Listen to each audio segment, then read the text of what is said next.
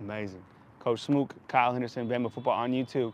Just had an opportunity to hear from Nick Sheridan, who's the offensive coordinator, Jamarcus Shepard, who's the co-offensive coordinator, wide receivers coach, passing game coordinator. We had an opportunity to speak to Kobe Sticky Hands Prentice, Jaden the Hulk Roberts. We almost had an opportunity to speak to Robbie, but he left. Yeah, they cut us short. Like they I don't think we spent that much time, but it is. No, what it yeah, is. it was shorter. Yeah, it felt like it was real short. Okay. Takeaways from Coach Sheridan. I saw in the previous press conference that we had with him, somebody was talking about that he's much more articulate than Tommy Rees. Whatever the case is, I like, he seems like a straight shooter. I was able to ask him about Caleb Odom. He has some really good things to say. What were your takeaways? If you caught my question about Caleb Odom, he said, he's out there, he's younger, but he is an impactful guy. Yeah, and that's good to hear from your offensive coordinator, somebody who's learning how to call plays himself. I think with Kalen DeBoer assuming the position and assuming the play calling early on with the install and things, it gives him that space to kind of just evaluate what he has available. And if you think about it, that's what Tommy Rees, to me, was his downfall. He didn't know what he had available coming to Bama. He had an idea of what type of talent, but coming from Notre Dame and then getting exposed to talent at Alabama, that's two totally different spectrums. So I think Nick Sheridan is enjoying that space to learn guys on a personal level, what they offer as far as their strengths and their weaknesses, and learning what spots to tinker with and then what spots to kind of experiment with. And I think it's panning out good because it seems like everybody's starting to grasp. And you heard him, highs and lows, those days where the offense is clicking, and when it's time to install, they have phases where they're kind of not getting it, but they pick it up quick. So it's a good mixture of both, what you expect from a talented team. It's exciting right now for, I'm sure, Nick Sheridan. And Alabama football fans, I'm sure, are curious about him just because, think about it, he was the tight ends coach. Now, of course, he has some offensive coordinator experience, but it's a big leap from the Pac-12, now disabled, to SEC country where you're the offensive coordinator and the responsibilities that come with that. With that said, it seems like he's very professional, and you had an opportunity to ask him kind of about the schematics and how the players are coming to learning this new offensive philosophy. Talk about, and I'm sure you guys heard Coach Smook's question. Give him a sample of what you spoke to Coach Sheridan about today. Yeah, and I love how Coach Sheridan answers questions. I mean, straight direct to the point. He gives you a full spectrum within like a 45-second to a minute clip. So I asked him about the veterans returning to the offensive side of the ball and how much that meant, and was it affecting as far as their retaining of the knowledge and with the new schematics. And he basically broke down and said what a lot of the panelists said on our show. Football is football to a certain extent. It's verbiage, things of that nature that kind of change up. But as far as being able to get out there and execute what you're being told the coach to do, this group is excelling at doing that. Whether you're seeing guys make mistakes. They're making mistakes going 100%, and they're confident in what they're doing. And if it's the wrong thing, correction is easy to be made. So in so many words, that's what I got out of it. I feel like he has a good grasp of what he's being coached or being told to coach to do. You get what I'm saying? And what his lane is. And I think once everything falls in place, prepping during fall and all of that, this is going to be a well-oiled machine early on. We probably won't see any resistance or anything serious resistance until the Tennessee game if this keeps this pace and this confidence levels continues to grow. Coach Sheridan was also asked today about the competition at the center position. Now, earlier today, Nick Sheridan was on Greg McElroy's radio show, and he was asked about the center position between Parker Brailsford and James Brockemeyer. And I think when Parker Brailsford just came in, I think a lot of people just slotted him in as a starter. With that said, he likes what he sees from James Brockemeyer. Says he has a lot of fight in him and he understands the playbook, and that's a position battle right now. Your thoughts on what's taking place at center? I personally love it. Me too. I like the fact that there's competition everywhere right now. Even at the quarterback room, you hear him brag about the backup quarterbacks, what we assume to be the backup quarterbacks behind Milroe, competing and getting better. But that center position is definitely key. We know that last season that was probably the weakest point of our offensive line. Even with a young freshman left tackle, the center position struggled consistently throughout the year. So understanding and knowing that they're confident in two guys and those guys are competing and pushing each other, Parker being familiar with the system and James, being familiar with the system before coming to Bama, but now with the new staff, picking up things, retaining, and being giving 110% effort every day and competing. That's something that you always want to hear. You never know. You're one injury away, one play away from being the next guy up, and you don't want there to be a drop-off. And those guys reassuring that type of competition and skill set being put out on the field is awesome.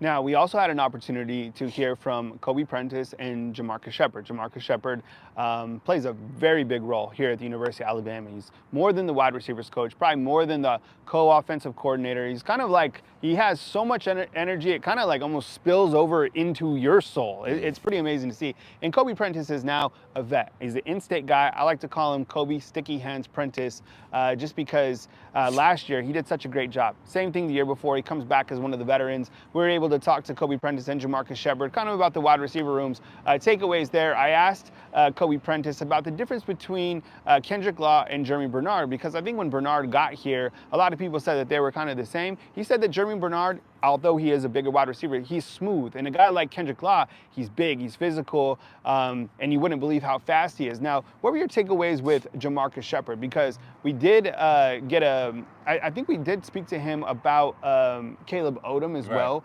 And he actually thanked his mom for allowing him to be here. Jamarcus Shepard is a character, man. I mean, he's intense, but that he has that side of him where you could tell, you can see why he's a player's coach. Yes. I mean, just listen to him, talking to him the few times we had interactions. As a wide receiver, I would have loved to play for a coach like Jamarcus Shepard. It's like he's big brother, but at the same time, he's dad also. You get what I'm saying? And the level of expectation, it doesn't change for anybody across the board. And so, speaking highly of Caleb Odom, but not just Caleb Odom, you got to think he has and I asked him about the amount of talent that he has, and is this the ideal group for him to kind of work with? And he said he doesn't matter who he brings into his wide receiver room. He feel like he can coach him up, and that's the type of confidence you want in a wide receiver coach, a coach that's going to be dealing. And we all know as football players, DBs, wide receivers, probably the biggest egos on the team, right?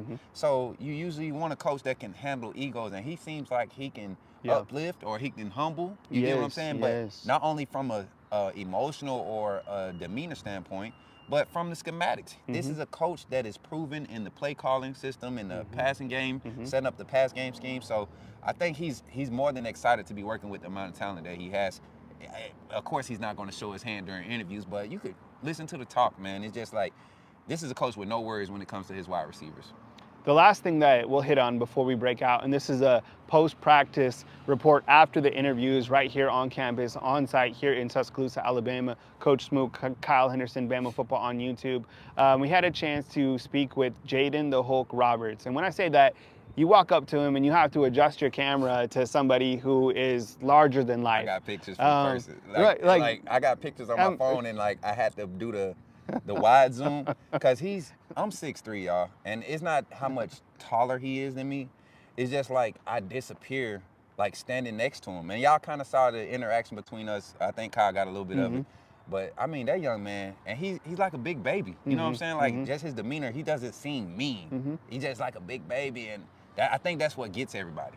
Like, you got a huge human being like that, and he's a mama's boy, you know, good down home country kid, but that mentality on the field, it shows. It shows, and that's kind of what you want out of a bunch of smart guys who can keep their emotions in check, big old nasty dudes that know how to impose their will.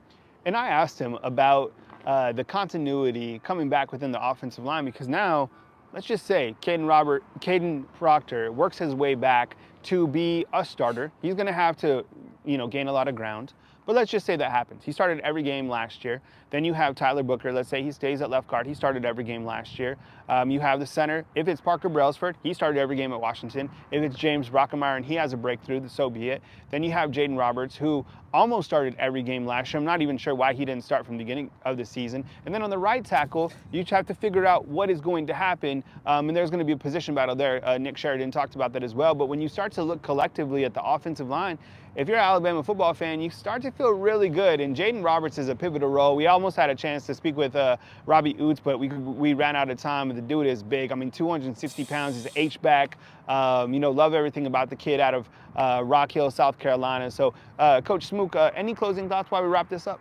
Just to allude to that offensive tackle competition, this is not a competition that's happening because there's a lack. There's so much talent in the tackle room. Like, we got a lot of offensive linemen, but the tackles that we have available, knowing that Miles McVay and Wilkin Formby are the guys that are coming as, they're not splitting these guys up. They're trying to see which one of these guys is going to man the right tackle position. that just gives me confidence that left tackle is looking good with their competition also. And then, like you said, with Caden Proctor coming back, everybody knows my take on Caden Proctor. It's never been about the skill. It's never been about the ability to get to the point where he can be serviceable for this new scheme and this.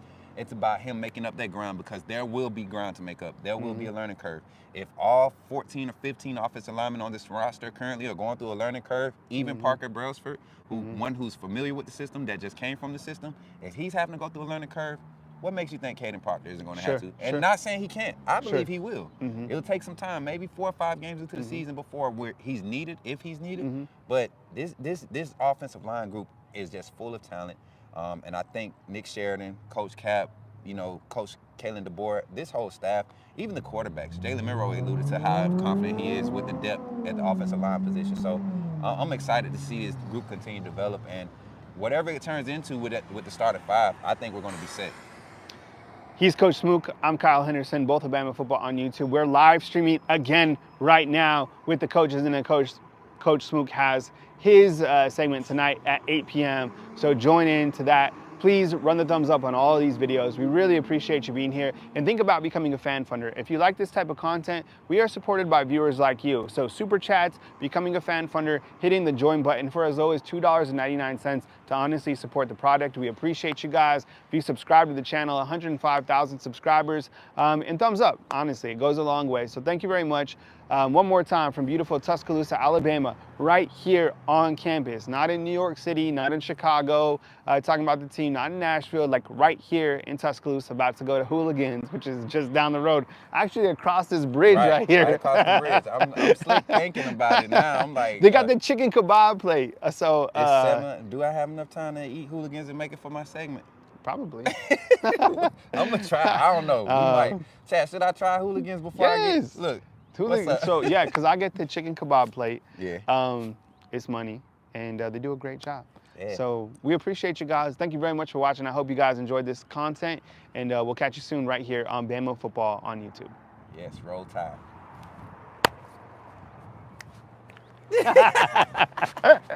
Let's go, man.